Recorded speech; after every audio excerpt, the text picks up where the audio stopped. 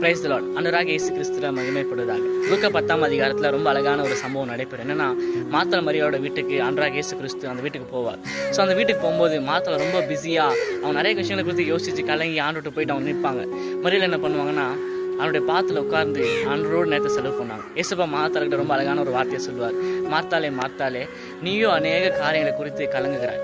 தேவையானது ஒன்று. மரியாள் தன்னை விட்டு எடுப்படாத நல்ல பங்கை தெரிஞ்சுக்கிட்டாங்க.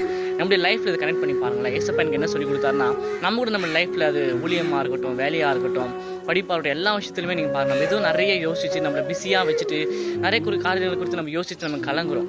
ஆனால் ஒரு விஷயத்தை நம்ம நல்லா மிஸ் பண்ணுறோம். என்னன்னா, ஆண்டரோட நேரத்தை ஸ்பெண்ட் பண்ணுறதை நம்ம மிஸ் பண்ணுறோம். மார்த்தாலும் அப்படி தான் நிறைய விஷயத்தை யோசிச்சு அவங்க கலங்கி பிஸியாக வேலை செய்யணும், அது பண்ணணும்னு சொல்லிட்டு அவங்க பிஸியாக இருந்தால் அதை பற்றி யோசிச்சு கலங்கிட்டு இருந்தாங்க.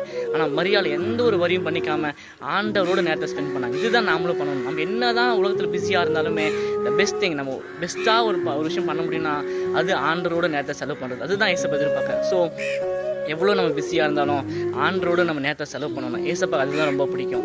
ஸோ நம்ம மரியாதை போல் ஆண்டுடைய பாதத்தில் அமர்ந்திருந்து தேவையானது ஒன்று நல்ல பங்கை நம்ம தெரிஞ்சுக்கணும். God plus.